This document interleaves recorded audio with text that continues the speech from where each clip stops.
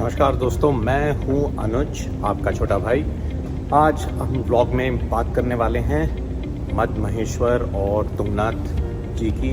वहां पे हमारा पड़ाव होने वाला है आज से करीब 60 दिन। और ये ब्लॉग बन रहा है बेसिकली हमारे तैयारी के लिए। इसमें हम बात करने वाले हैं कि कैसे मद महेश्वर जी और तुंगनाथ जी के लिए तैयारी की जाए। ये मेरा प्रयास है ऑल्सो एक व्लॉगर बनने का, क्योंकि मैं डॉक्यूमेंट करना चाहता हूँ। जा रहा हूँ अपने पिताजी के साथ, तो उनके कुछ लम्हे मुझे कैद करने हैं अपने व्लॉग में। तो जितनी हमारी रिसर्च है मद महेश्वर और अपने तुंगनाथ जी के लिए तैयार होने के लिए, प्रिपरेशन के लिए, वो कैसे क्या प्रिपरेशन करना है, कब जाना है और क्या कपड़े और फिज़िकल फिटनेस की तैयारी, उसके बारे में हम डिस्कस करेंगे जैसे जैसे हम करीब आते हैं। प्लीज़ आप भी कमेंट में मेरा प्रोत्साहन करिए।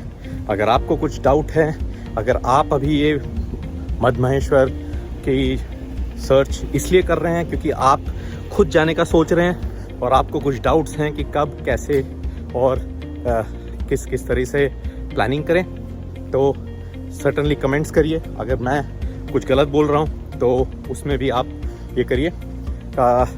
और एक साथ मद महेश्वर जी और भोलेनाथ के लिए तैयार होते हैं। हर हर महादेव। तो जैसे मैं व्लॉग बना रहा हूँ, मैं सोच रहा हूँ कि इतना भी सरल नहीं है हमारा व्लॉगिंग। तो पहली बात तो जितने अपने भाई लोग और बहन लोग हैं जो व्लॉगिंग कर रहे हैं उनको सलाम, क्योंकि चलते हुए, और ये भी मेरी प्रैक्टिस है कि जैसे हम पहाड़ चढ़ रहे होंगे, अभी मेरी ऑलरेडी सांस फूल रही है। इन 60 दिनों में इतनी फिज़िकल फिटनेस लानी है कि ना केवल आराम से एंजॉय कर पाऊँ अपना टहलना, मगर इस तरह से कैप्चर किया जाए कि पिताजी को और आप सब दर्शकों को भी इसका आनंद मिले। तो पहले आज मैं इस टॉपिक पे कवर करना चाहता हूँ कि कौन सा महीना चुना जाए और कब का टाइम चुना जाए मद महेश्वर जी और तुंगनाथ जी के दर्शन के लिए। मैं जा रहा हूँ 1 सितंबर को इस ट्रिप पे, आप भी चलिए। अब जब आपकी बारी आती है डिसीजन मेकिंग की कि कौन सा वक्त चुना जाए, इसके लिए 2 पर्पज़ हैं। अगर आप जा रहे हैं तुंगनाथ जी को देखने के लिए, ना केवल अपना सीनरी के लिए, तो सर्टनली अपनी टाइम लिमिट हो जाती है मई से अक्टूबर की। किस लिए? क्योंकि मई 19 को कपाट खुलते हैं और अक्टूबर मिड में कपाट बंद हो जाते हैं। मई 19 इस साल की तारीख थी, पर जनरली मिडिल ऑफ मई आपका खुलता है। तो सर्टनली जो आपकी विजिट डेट होगी वो मई के बाद और अक्टूबर के पहले होनी चाहिए। जनरली लोग करेंगे ट्रैवल जून में या फिर सितंबर तक। जून से सितंबर पीक ट्रैवल पीरियड है। मोस्टली आपको जो ट्रैवल करने का टाइम रहता है वो अर्ली जून से अर्ली जुलाई तक। इसके 2 रीज़न हैं।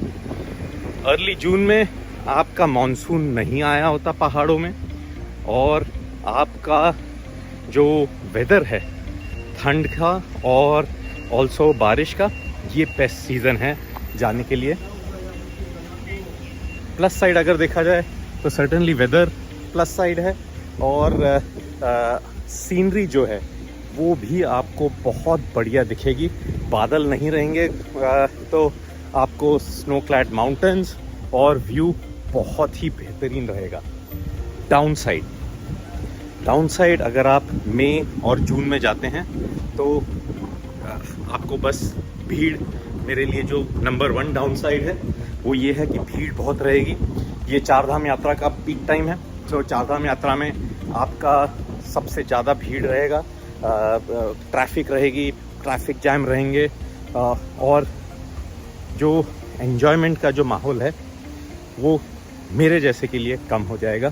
श्रद्धालुओं तो जाते ही जाते हैं, तो अगर आपको बुलावा आया है मई और जून महीने के में, अगर आपको डोली देखनी है, अगर आपको कपाट खुलते हुए देखने हैं, तो इसमें कोई डाउट ही नहीं है कि आपको मई और जून के महीने में जाना चाहिए।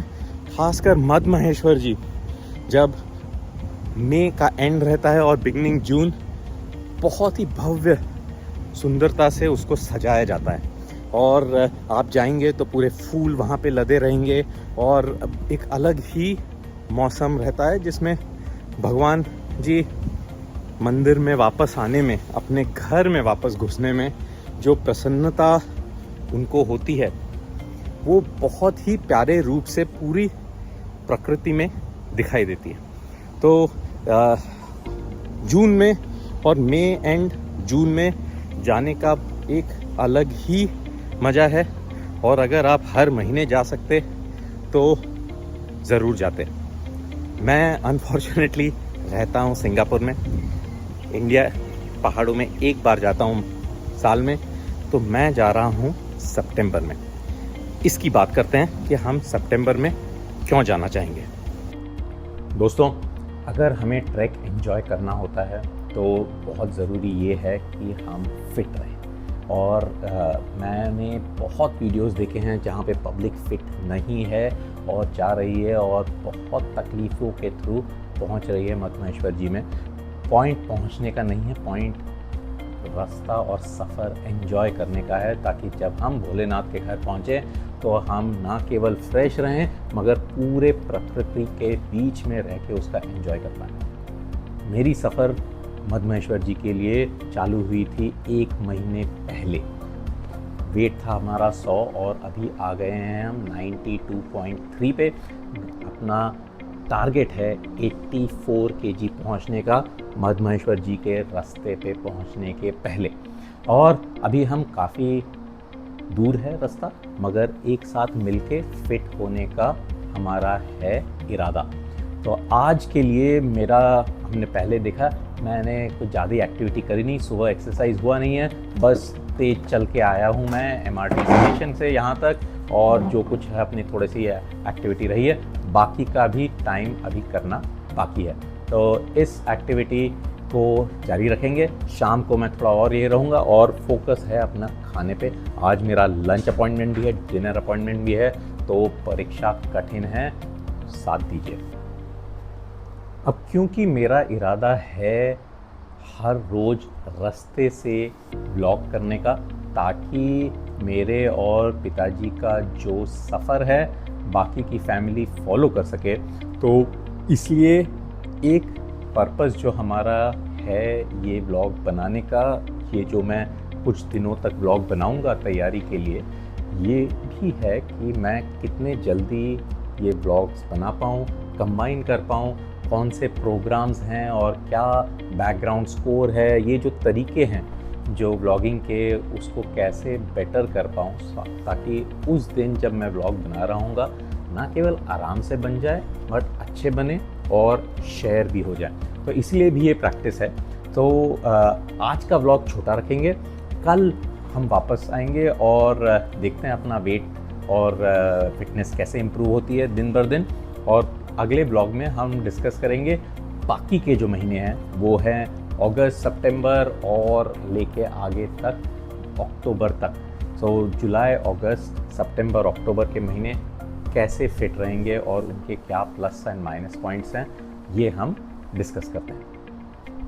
ब्लॉग में बने रहिए, लाइक सब्सक्राइब करना ना भूलें।